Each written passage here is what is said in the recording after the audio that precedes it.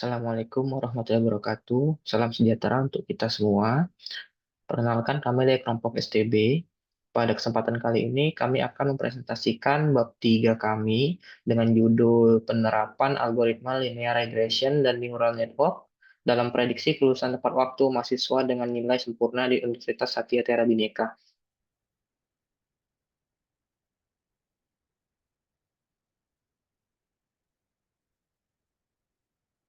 Pada bab 3 ini judulnya yaitu analisis dan perancangan. Pada poin 3.1 di analisis kebutuhan, kami membutuhkan data yang meliputi nilai tugas dan ujian, jumlah kehadiran perkuliahan, data finansial mahasiswa, program studi mahasiswa.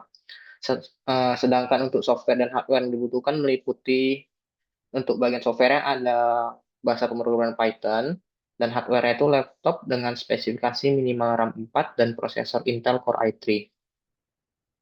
Pada bagian perancangan sistem, di poin 32.1, dalam arsitektur sistemnya itu ada yang meliputi input, yang dimana inputan yang diperlukan yaitu data mahasiswa yang terdiri dari nilai, kehadiran, finansial, dan program studi. Untuk bagian prosesnya, untuk algoritma linear regression itu melakukan regresi nilai pada data input, sedangkan untuk neural network itu membangun model jaringan saraf untuk mengenai pola yang lebih kompleks. Untuk outputnya sendiri yaitu hasil uji data untuk memprediksi status kelulusan tepat waktu dan rekomendasi intervensi terhadap nilai mahasiswa. Untuk diagram alir flowchart pada penelitian kami seperti yang dapat dilihat di bagian screen, seperti ini. Selanjutnya untuk 3.2.3 model algoritmanya, algoritma yang digunakan dalam perancangan sistem yaitu linear regression dan neural network. Untuk linear regressionnya merupakan model yang memprediksi kelulusan berdasarkan hubungan linear antara variabel-variabel input dan output dengan rumus yang sudah ditampilkan. Selanjutnya untuk neural network memiliki banyak jenis, salah satunya yaitu feed-forward neural network, yang dimana arsitektur yang digunakan dalam perancangan sistem ini yaitu untuk bagian input layer merupakan lapisan pertama yang menerima input dari fitur-fitur pada dataset. Untuk bagian hidden layer merupakan lapisan tengah yang memproses inputan dari lapisan sebelumnya. Untuk rumus yang digunakan bisa dilihat pada gambar 3.3. Selanjutnya untuk output layernya merupakan lapisan terakhir yang menghasilkan output berupa prediksi dan klasifikasi. Untuk loss calculation yaitu menghitung kesalahan antara output prediksi dan label sebenarnya. Untuk rumus perhitungannya yaitu menggunakan mean square error atau MSE dengan rumus seperti di gambar 3.4. Selanjutnya ada backpropagation, yang dimana pada tahap ini gradien dihitung dan bobot serta bias diperbarui menggunakan gradient descent dengan rumus pada gambar 3.5. Dan yang terakhir ada iterasi, yang merupakan proses diulang beberapa kali untuk meminimalkan loss dan meningkatkan akurasi prediksi. Sekian dari saya, selanjutnya akan dilanjutkan oleh teman saya, Abdurrahman Agis. Baik, di sini saya akan menjelaskan tentang poin 3.3 yaitu desain data dan variabel. Yang mana pada 3.3.1 pengumpulan data. Data yang diambil bersumber dari Sistem Informasi Akademik Universitas Satya Tiara Bhinneka. Adapun prosedur yang dalam pengumpulan data yaitu pertama sumber data. Sumber data berasal dari data akademik, data kehadiran perkuliahan, data finansial mahasiswa.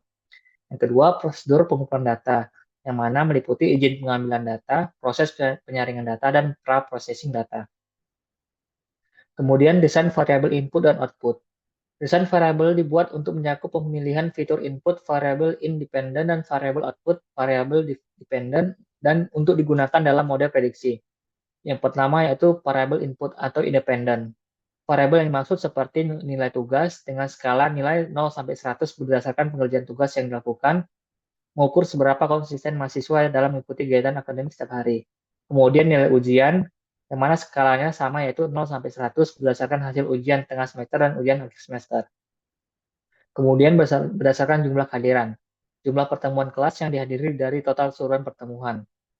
Sedangkan variabel-variabel yang dianggap sebagai kompleks dan non-linear dengan prediksi tingkat kelulusan akan dimodelkan dengan algoritma neural network.